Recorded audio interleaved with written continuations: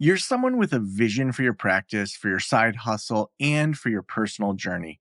But when it comes to establishing your path on how to get to where you want to be with your practice, things get a little messy. You're also someone who'd prefer to go in person instead of to groups and listening to everyone else's story.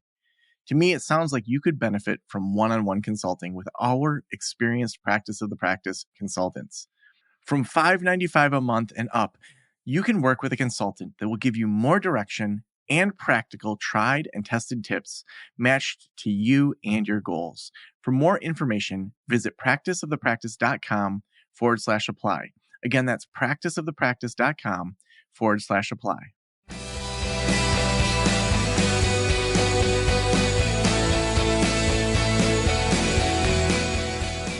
This is the Practice of the Practice podcast with Joe Sanok, session number 1176.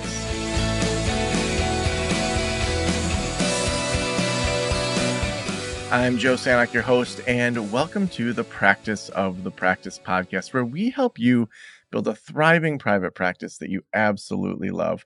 And this month, we're digging into better mental wellness. We want to improve our own mental wellness, help our clients' mental wellness, be able to just be better people in the world. And this whole month, we're talking with people that are digging into all sorts of different areas around that.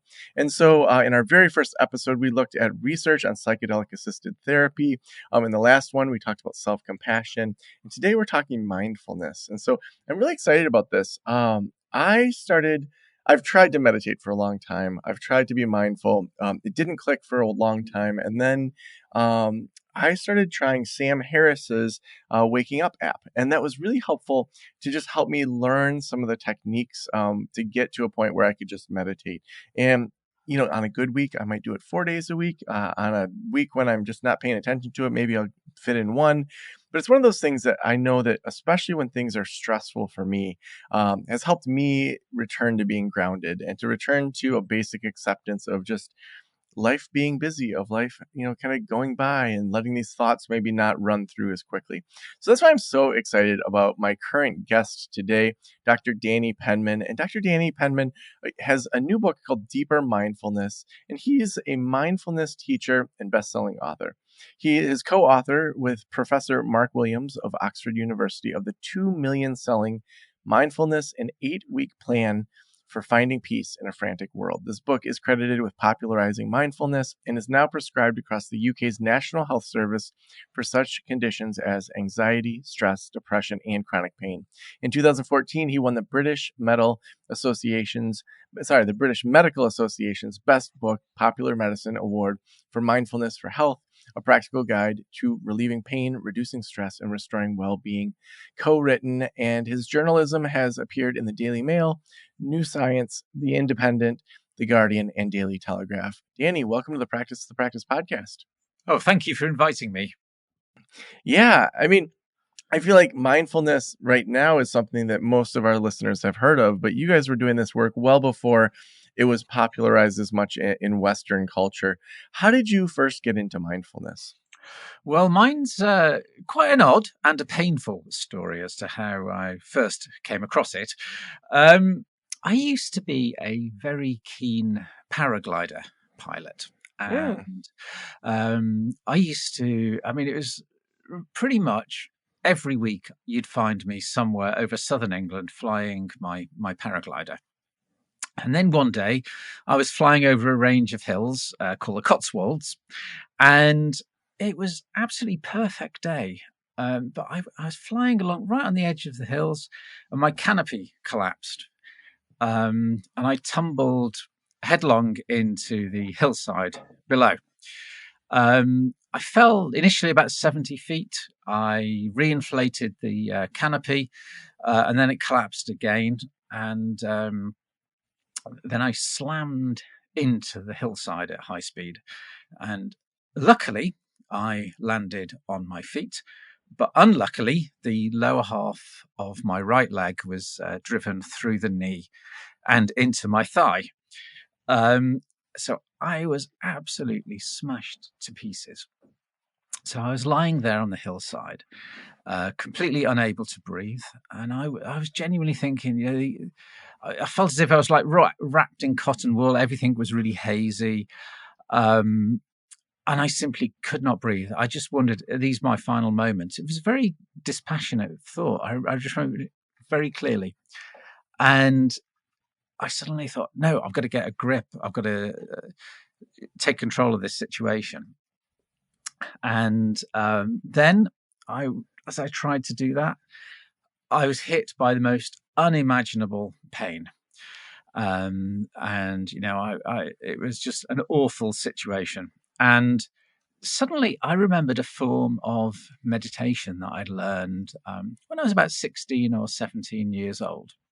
And it was a very simple breathing meditation.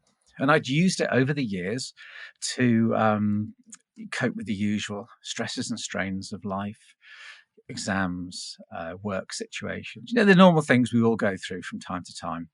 Typically, I would meditate for over a short period of time, 20 minutes maybe, for a few days. The situation would resolve itself, and then I'd just stop doing it. And somewhere along the line, I'd heard that meditation was good for pain relief. So, in absolute desperation, I used it to try and control this unbelievable pain I was experiencing. And this very simple breathing meditation, I just took control of my breath, and astonishingly, the pain began to recede. It was like as if it had become separated from me in some way. And it allowed me to cope with the situation, to call for an ambulance, for example, and generally just, keep things together long enough for an ambulance to arrive. And then I spent a month in hospital, and I had 3 major operations, and I had what's known as a Taylor spatial frame fitted to my leg. And this was an extraordinary device. It looked straight out of the Middle Ages. It was 4 or 5 concentric rings around the outside of my leg, titanium rings, and there were 16 wires and bolts that went from one side of the frame through a fragment of bone and out the other side.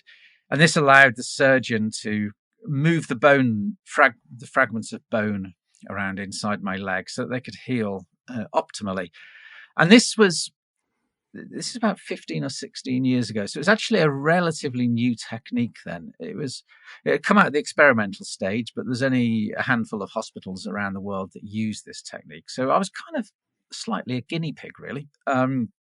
Much to my surprise, I managed to control the pain through these meditations, very simple breathing meditations. And I managed to reduce my painkiller intake by about 2/3. And I was quite often offered anti-anxiety medication and antidepressants. And I successfully just said, look, I'm dealing with this in my own way. I think it's entirely reasonable to feel very unhappy and anxious and a little bit stressed in this situation. So I'm just going to get through it. So I did lots and lots of daily meditations. And much to my surprise, my healing rate sped up enormously. So much so that I had this frame removed from my leg after 5.5 months. Initially, they said I would have the frame on my leg for 20 to 24 months. And, but my body healed so fast and so well that, they removed it in a third of the normal time, a quarter of the normal time. And, I put this down in large part to the meditations, because it allowed my body to just heal at the optimal rate. Because if you're highly stressed, depressed, or anxious, this really impacts the body's healing mechanisms. So it's as if my body was released to just get on with what it did best, Yeah. And then eventually As I hear that, like the audience knows that, since October of 2022, when I got salmonella in Mexico, okay. I've been dealing for the last over 2 years at this point, with different, like I've had 3 emergency surgeries from kind of what that did to my Mm. gut and my bowels. And like, there's Ooh. just like all these different like types of therapies that I've been in, and it's like, Yeah. the I've mostly viewed meditation as being primarily like there's not a lot of pain with my medical stuff going on, but I've primarily viewed it as emotional. That like if I'm going to have a really busy week or go into mediation with my ex or something like that, that it helps me stay emotionally grounded. The idea that maybe that could also have those physical changes. Like I know that your new book that just came out, so deeper mindfulness, kind of goes past where you guys went, where you and Mark went with Yeah. mindfulness and 8-week plan. That you've spent this time doing extra research, analyzing. Can you talk specifically about what you're seeing in the research around kind of physical changes based on meditation? And maybe the research isn't there, but for me, just personally, that sounds like an interesting area to start with, to dig into. Yeah. Well, mindfulness in the broader sense, but especially courses or programs based on mindfulness-based cognitive therapy, or MBCT, are at least as good as medicine or counseling for the treatment of the worst forms of anxiety, stress, and depression. There's a massive body of research now showing that that's the case. And it's we always say it's at least as good as, but there's a lot of research saying it's the best form of therapy out there. And for me, the most important thing in the world is to get these ideas out to as many people as possible. Because for too long, a lot of this initial research was done in the 90s and early noughties. It was obviously academically based. It was all built on the work of John Kabat-Zinn at the UMass Medical Center. He was the first one really who weaponized it, as it were, for the treatment of stress. And then came along mindfulness-based cognitive therapy and built on that work and kind of modified it mostly for depression. And for us, it was very important to find out, is it possible to actually improve on these techniques, or what is special about mindfulness that makes it so effective? And it turns out that mindfulness, and actually all forms of counseling, teach you that to step back from your thoughts is called metacognition. So you learn to see distressing states of mind as like clouds in the sky. The sky remains, but these dark clouds appear. And what tends to happen is, we get wrapped up in the clouds and don't see the sky, for example. In technical parlance, it's known as decentering. So you're stop being wrapped up in your own internal mind state and begin to see your thoughts, feelings, and emotions as more transient. They might reflect accurately what's going on in the world and in your mind and in your body, or they could be just transient, literally wait a few moments and a different state of mind will appear. Now that sounds slightly flippant, as if I'm saying somebody who's suffering from depression just needs to pull themselves together, develop a stiff upper lip, and get a grip of the situation. But actually, it's just really an insight into how the most effective treatments work. It's this process of decentering that you don't associate too closely with one particular thought that appears in your mind. And what this allows you to do is, if you have a negative thought, for example, that will trigger more negative thoughts and states of mind and body as well. So you end up in these vicious downward spirals. But if you can mentally step back from them, that gives you a lot more control over the situation. You don't become quite so enmeshed in your unhappiness, and it's just extremely effective. So, how do you apply that to, it could be one of many situations in our world. It could be, the environmental changes through global warming. It could be political Yeah, turmoil. It could be, yeah, all sorts of different things that you could pick your, pick your yeah, thing yeah. that's freaking you out. And a lot of those are genuine concerns. When you look Oh, at yeah, research around, like, say, global warming, there's big concerns there. When you look at the ways that nations interact with each other, there's genuine concerns that people's yeah, rights are being taken away or things like that.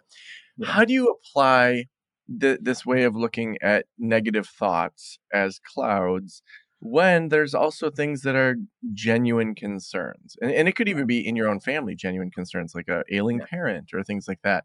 So yeah. how do you mesh the real life experiences and worries of people with a lightness of mindfulness?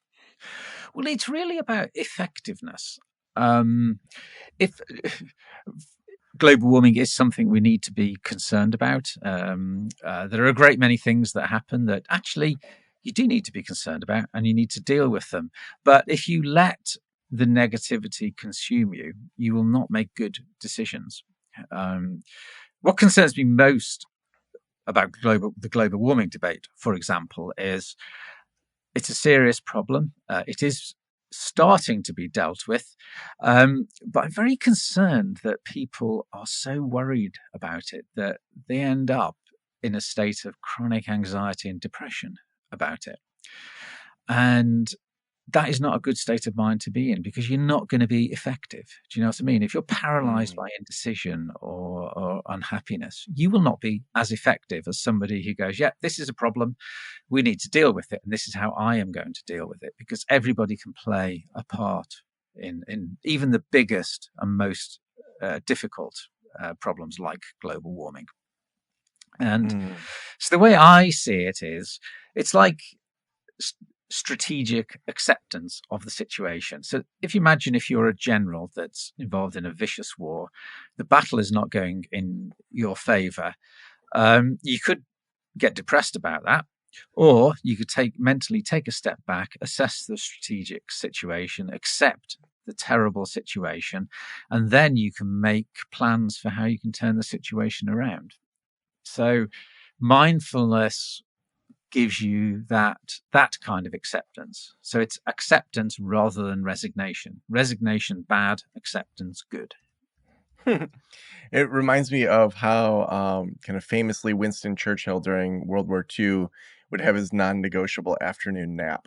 That it's like, if I'm going to go to war and make good decisions, I need to have a nap in the afternoon. And I think about how most people, if they were in charge of that many people, if they were in charge of that much strategy during World War II, how difficult that would be to even take a nap. And that idea that to be your best self, you need to be grounded. You need to be able to make good decisions, not in like a mental tailspin. Oh, absolutely. I mean, I personally think we all work far too hard. We get wrapped up in our own troubles and the troubles of the workplace, and that stops us being from effective, as well as being unhappy, of course. Hmm.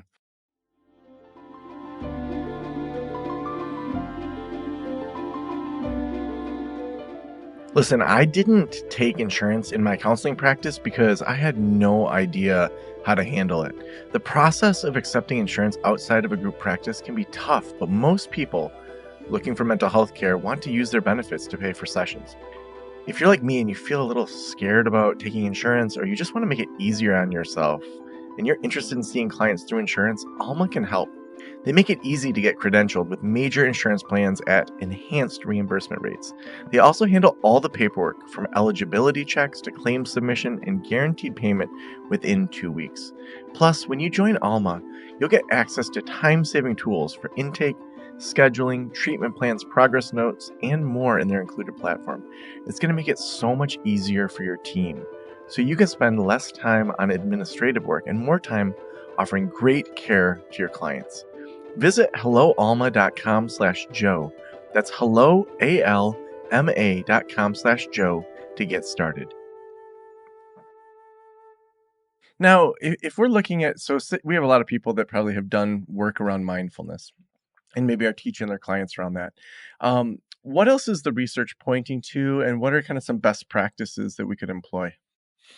Well, the best practices are, I believe, kind of short and simple ones. So, you know, 10, 20-minute practices focused on the breath or the body um, are far more effective if you do them on a daily basis or 5, 6 days a week than going to a retreat once a year and meditating 10 hours a day, or even trying to meditate for an hour a day. I mean, those are all ideals. That would be great to do, but people don't, none of us really live in that world where we can take that amount of time off each day. So it's the micro practices really that are most effective.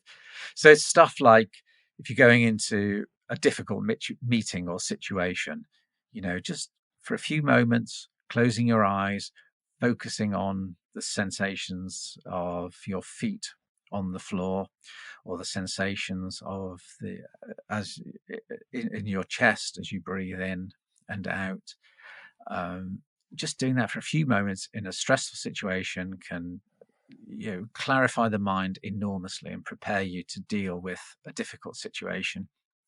And then maybe every hour or so, just closing your eyes and doing a practice for a minute or so, just a very simple breathing practice. And maybe start the day with a 10-minute practice or end the day with a 10-minute practice, or when you come home from work. It's those small practices that are so powerful when you repeat them on a daily basis. Mm. Yeah, that idea of kind of doing it on small steps in the right direction. Yeah.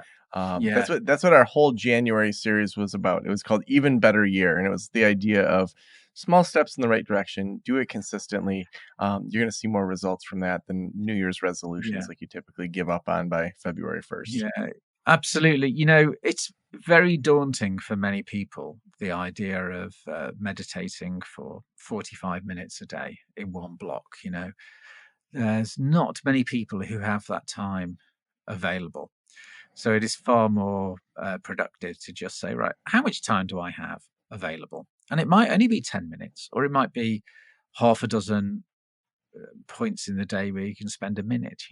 It's those tiny practices. And it's also things like savoring the little moments of every day, the cups of coffee, really tasting the coffee or the tea, or if you're eating chocolate, whatever your favorite foods are, really focus on the sensations and the tastes and the textures. It's what makes life worth living. It's those little tiny things, and we just lose track of them. Mm. Yeah, recently I've been trying to, when I'm either like doing the dishes or folding laundry, kind of things that a typical single parent would be like, ah, man, I don't want to Yeah. do this. To just think about, okay, these are clothes that are going on my kids' backs. They're keeping them warm. They're allowing them to play and not get hurt. Or these are dishes that they are going to eat off of, or I'll eat off of, or friends, or I'll host. And like just allowing myself to try to be appreciative, or not even appreciative, to just realize that the reason that I have dirty dishes is because I have meals. And the reason I have dirty clothes is that we have clothes, and just allowing Yes. myself to kind of sit in that a little bit more. For you personally, like what does your meditation practice look like now? And maybe, how has that changed over the last 20 years or so? I now I actually tend to do more of those shorter practices. When I was recovering from my flying accident, I would actually do a number 3 or 4 times a day of very sustained practices of 30 or 40 minutes. Now I tend to really pay attention to what's going on in the world around me. I've got 2 young kids, and I walk my 8-year-old son to school every morning, and I really look around me and point things out to him and engage in conversation so that we really connect.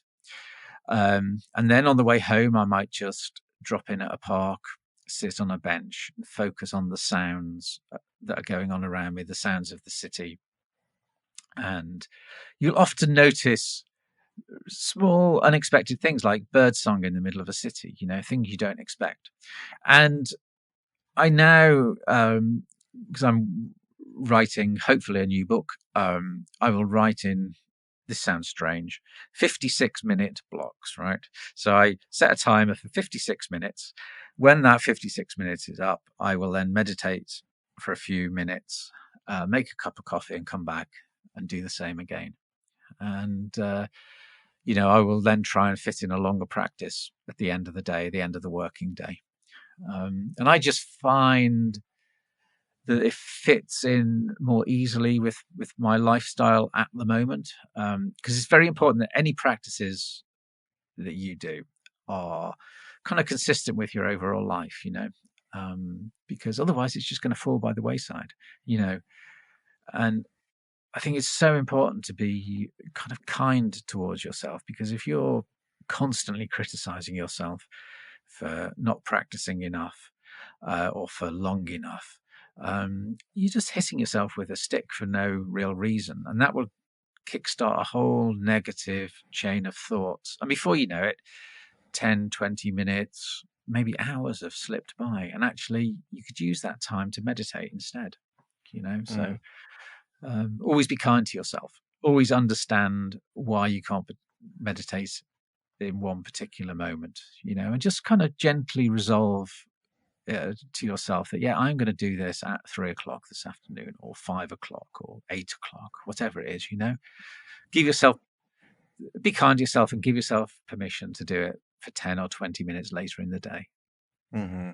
Yeah, for me, it's finding what's easy and then kind of builds momentum where Mm, I enjoy it, where it's like, yeah, oh, that felt good. Like, what can I do? So that yeah, idea of doing 10 minutes here, 20 minutes there, yeah, or going into a tough situation and saying, okay, I'm going to do it in this yeah, situation.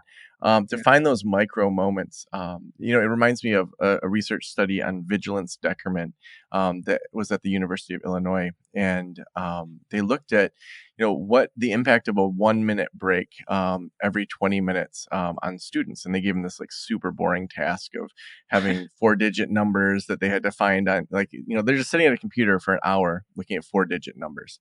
It's super mm, boring. So the amount they paid attention at the beginning was better than how they paid attention at the end. So they had vigilance, the amount we pay attention, decrement going down. Whereas then with the second group, what they did is at the 20-minute mark, they gave them a 1 minute break and no screens, no TV, no yeah, magazines, just like a 1 minute break to stand up. yeah, And then at the 40-minute mark, they did the same thing. And they found there was zero vigilance decrement at the end of that time. And so even just thinking about from a productivity standpoint, our brains need these breaks. Our brains need to have this disruption, to have us just think about something different. I mean, the amount of times I've done a Sudoku puzzle and been stuck, and I'm like, there's no obvious numbers here. And I walk away and come to it the next day, and it's like, oh my gosh, that 7 was just sitting there. And like, yeah, why did I not see that? And it yeah, seems like, what's interesting about doing so many of these types of interviews is, there's kind of the side of, like, say, mindfulness, which you've researched and wrote about, and then there'll be other things that it's almost like it's talking about the same thing that happens in the brain, which might be flow state. It might just be like our default mode network. It might be, just there's all sorts of words that we can use for it.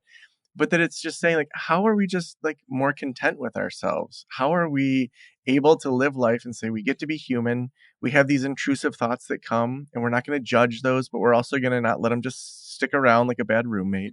And just how do we just allow ourselves to experience being human for good and for bad, and to yeah, have a lightness around that? yeah. How does that sit with you hearing that?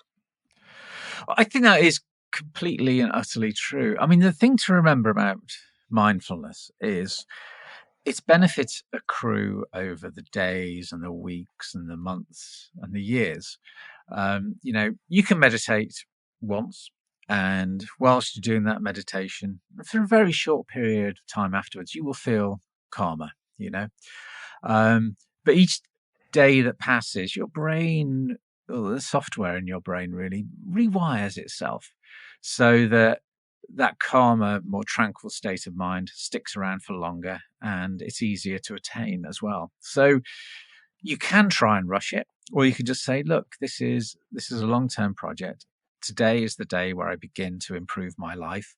I'm not making radical changes, but each one is a tiny step, and When I look back in a week, I'll notice some improvements. When I look back in a month and a year or 5 years, you will notice very significant improvements. And that's the most important thing in the world, is to realize it's a long road. It sounds like a cliche, but you have to make baby steps forward and then look back and you realize how far you've come. So awesome. Danny, the last question I always ask is, if every private practitioner in the world were listening right now, what would you want them to know? Meditation is the most effective, virtually the most effective treatment that's been devised for anxiety, stress, and depression. And, I luckily learned it in school, and I really wish everybody could learn it in school as well. But if you're 80 years old, you can still learn it today. So awesome. Well, if people want to get your book, if they want to connect with you, where should we send them? The best is where I house all of my free to download and stream meditations, which is franticworld.com. That's franticworld.com. Have a little look around. You'll see the resources section, and all the meditations from all of my books are there. And start simply. Do something like the chocolate meditation, which is always a favorite. And breathing meditations, breath and body meditations, they're so simple to do. Just download them, stream them, whatever you do. Just today, just go and do one of them, and take that first step, because it really is an amazingly effective technique. So it's franticworld.com. Danny, thank you so much for being on the Practice of the Practice podcast. That's fine. I mean, I just, I will talk about this forever, because I just think it's so important that people learn these techniques. I'm a bit of an evangelist for them. Well, thanks so much for being on the show. Thank you.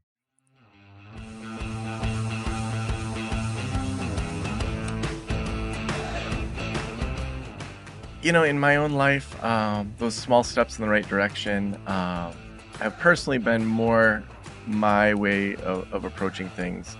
There's times when I'm energized. There's times when I have new ideas. Let's run full tilt towards it. And I think that's important too, to have those bursts of energy, but also to realize, that phrase that I first heard Gary Vaynerchuk say. I don't know if that's where it originates, but he said people overestimate what they can do in a year, but they underestimate what they can do in a decade.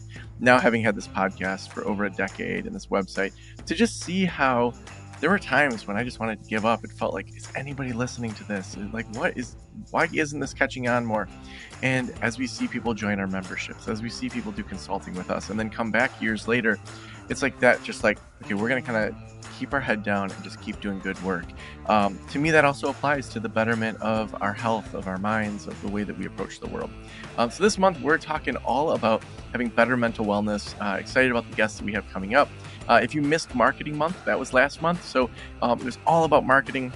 Tons of awesome interviews you're going to want to go back and check out. And so also, if you need a website, we have a new partnership for one of our preferred providers. They're not a sponsor. They're just someone that we've got to know that a lot of you need websites. If you head on over to Session Sites, that's session, SITES.com. So sessionsites.com/Joe. You'll get a discount on that. They can get your website switched over in about 14 days. It's pretty amazing what they're doing over there. So sessionsites.com/Joe. Thank you so much to Alma for being our sponsor today. I wish Alma had been around when I had my private practice. I had no idea what I was doing. That's why I didn't take insurance. But if Alma had been there, I would have.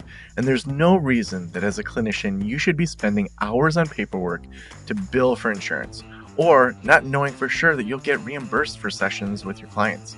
If you're interested in seeing clients through insurance, but don't want to navigate the process and paperwork on your own, Alma can help. They make it easy to get credentialed with major insurance plans at enhanced reimbursement rates and a guaranteed payment within 2 weeks. Visit helloalma.com/Joe. That's hello, ALMA.com/Joe to get started. Thank you so much for letting me into your ears and into your brain. Have an amazing day. We'll talk to you soon. Special thanks to the band Silence is Sexy for that intro music, and this podcast is designed to provide accurate and authoritative information in regard to the subject matter covered. It is given with the understanding that neither the host, the producers, the publishers, or guests are rendering legal, accounting, clinical, or other professional information. If you want a professional, you should find one.